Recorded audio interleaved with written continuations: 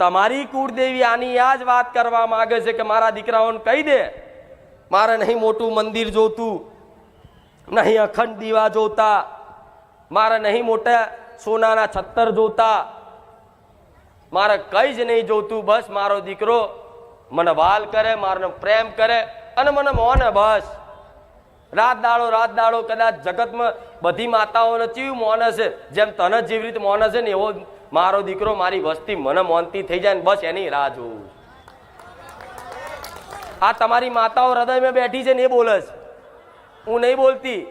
એ સંદેશો આલે છે કે મારી વસ્તીને કે અરે ચોય ભૂવા કરવાની જરૂર નહીં, હારા હારા ભુવન તમારા ઘેર લાઈનમાં ઉભા રાખું, એ તમારી કુળદેવી છે.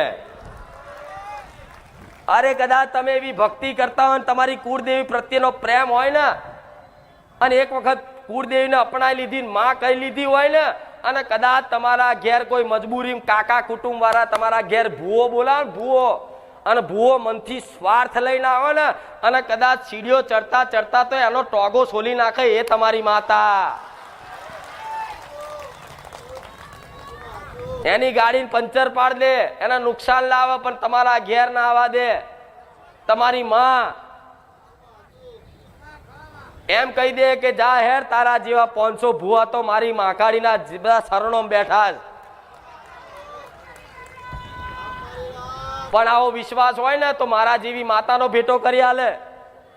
આજ મારા સાનિધ્ય જે ભાવિક ભક્તો સાચા વિશ્વાસથી હૃદયથી આવે છે ને, એનો દરેકનો આવો અનુભવ હશે કે માં તારા પારે આવવા માટે અમારે જો ભાડું નતું ને પણ ઓટોમેટિક આવી ગયું. માં આવવા માટે અમારી જો ગાડી નથી ને તો ઓટોમેટિક ગાડી આવી જાય. થાય છે ને આવો અનુભવ? મારી આ રવિવાર જમનો આવીશ, આટલા કિલોમીટર 100-200 કિલોમીટર થી આવું છું, માં 1000 રૂપિયા ભાડું થઈ જાય, નાસ્તાના બધું ગણવા કે 1200-1500 થઈ જાય.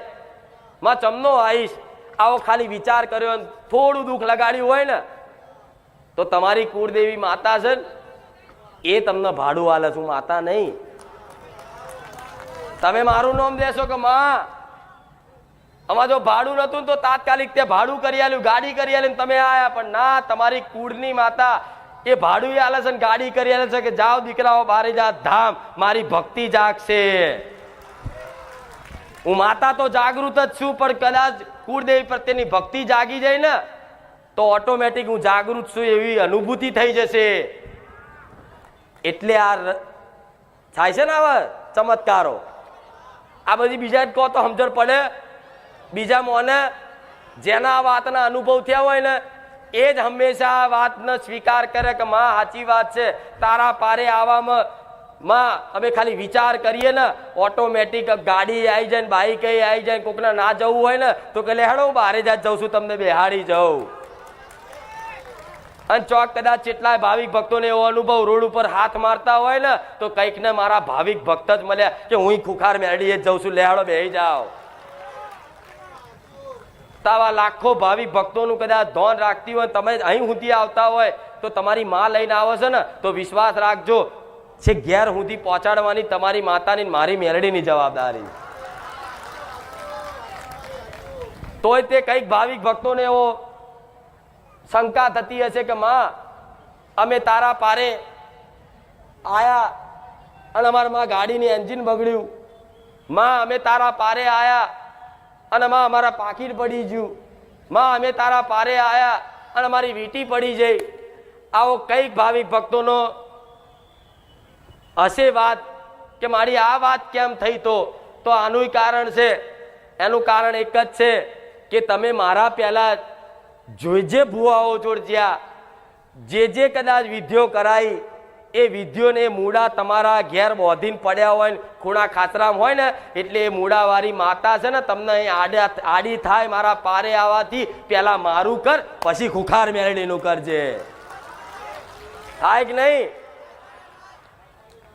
તો આજ કઈક ભાવિક ભક્તો એવા હશે કે જેના ઘેર મૂળોમાં 11 રૂપિયા પડ્યા, શ્રીફળ પડ્યું, પૈસા વારીને મેલેલા, ઘરમાં સ્મશાનની રખ્યા છે, દરગાહનું કોઈ તાવીજ છે, ઘરની બહાર મોટી મોટા ખીલ્લાની ચોકીઓ મારીશ. કઈક ભાવિક ભક્તોના ઘેર જોઉં કોઈએ ઘોડાની નાર મારીશ તો આ બધી ચોકીઓના ટોટકા કહેવાય. આ ટોટકા કોઈ પણ ભુવાજી જોડે તમે લાયા હોય ને તો એ ભુવાજીની જે તે દેવી શક્તિ હોય ને એ શક્તિ તમારા ઘેર આવે ને. એટલે આ કઈક ભાવિક ભક્તોનું કહેવું આવું હોય છે, માં અમે તારા પારે આવતા હતા ને અમારે તો સારું એન્જિન બગડ્યું, અમારે હવાયું.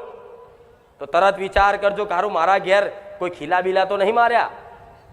તરત યાદ આવશે કે હા ફલાણો મહાકાળીનો મશાણી મેલેડીનો ભૂવો આવ્યો હતો ને પેલો, એને આપણા ઘેર ખીલા માર્યા હતા. તો એ ખીલામાં શું હોય છે કોઈને ખબર છે? નહીં ખબર.